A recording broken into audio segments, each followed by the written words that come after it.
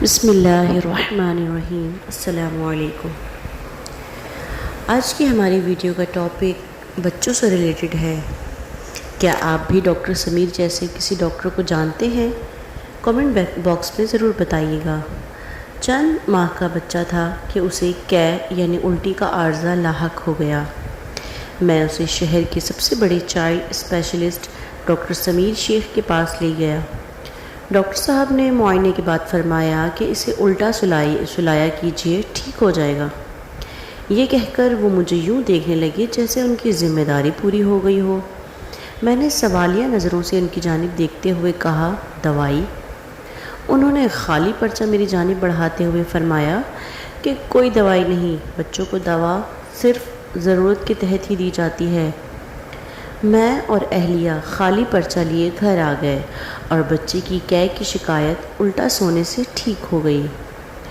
کچھ عرصے بعد اس کے دانت نکلنے کے دن آئے تو میں ایک بار پھر اسے ڈاکٹر سمیر کی خدمت میں حاضر ہو کر لے گیا اور دانشوری بگاڑتے ہوئے کہا کہ ڈاکٹر صاحب، یہ تو آپ جانتے ہی ہوں گے کہ بچوں کے جب دانت نکلتے ہیں تو اس کے سبب ان کا پیٹ خراب ہو جاتا ہے، جس سے یہ کمزور ہو جاتے ہیں۔ میں چاہتا ہوں کہ آپ بچے کے لیے کوئی ایسی دوا تجویز کیجیے کہ اس کا پیٹ بھی خراب نہ ہو اور یہ ہٹا کٹا اور موٹا ہی رہے۔ ڈاکٹر سمیر اینک کے اوپر سے گھورتے ہوئے میری دانشوری پر حملہ آور ہوتے ہوئے کہا کہ نہیں، میں بالکل نہیں جانتا کہ دانت نکلنے سے بچوں کا پیٹ خراب ہوتا ہے۔ یہ راز کب دریافت ہوا؟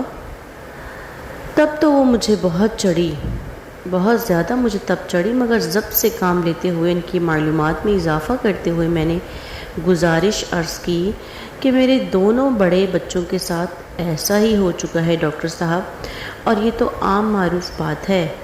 حیرت ہے کہ آپ نہیں جانتے۔ ڈاکٹر صاحب بولے، یہ ان پڑھ گھرانوں کا تصور ہے کہ دانت نکلنے سے پیٹ خراب ہوتا ہے۔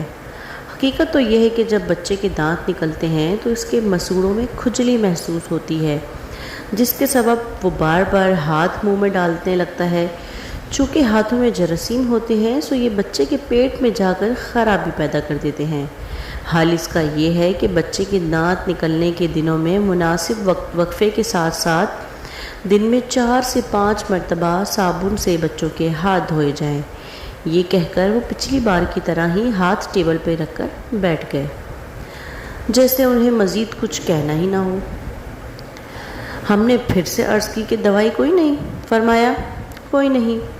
کچھ مدت بعد بچے کا گلا اور سینہ خراب ہو گیا۔ میں اس بار بھی اسے ڈاکٹر سمیر کے پاس لے گیا، مگر اس بار ان پڑھ گھرانوں والی ڈوز سے بچنے کی خاطر دانشوری جھاڑنے سے مکمل گریز کرتے ہوئے بس اتنا کہا کہ اس کا گلا اور سینہ بہت خراب ہے۔ کیوں خراب ہے؟ مجھے کیا پتا، میں تو ان پڑھ گھرانوں سے تعلق رکھتا ہوں۔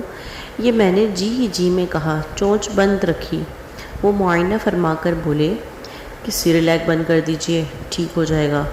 سیریلیک ہر بچے کو راس نہیں آتی۔ سیریلیک کی جگہ کیا دیں ڈاکٹر صاحب؟ دہی جو کھٹی ہرگز نہ ہو، ابلا ہوا آلو، یخنی، سبز چائے، شہد اور کھچڑی دیجئے۔ ڈاکٹر صاحب، دوائی؟ بچوں کو دوا صرف ضرورت کے وقت دی جاتی ہے، اور وہ بھی ایک آدھ۔ اسے دوا کی کوئی ضرورت نہیں ہے۔ میں بچے کو 10-12 برس کی عمر تک بوقت ضرورت ڈاکٹر سمیر کو ہی دکھاتا رہا، اور اس پورے عرصے میں 1-2 بار ہی انہوں نے ایک ہاتھ دوا لکھ کر دی ہوگی۔ وہ سختی سے اس بات کے قائل تھے کہ بچوں کو دوا نہیں دینی چاہیے۔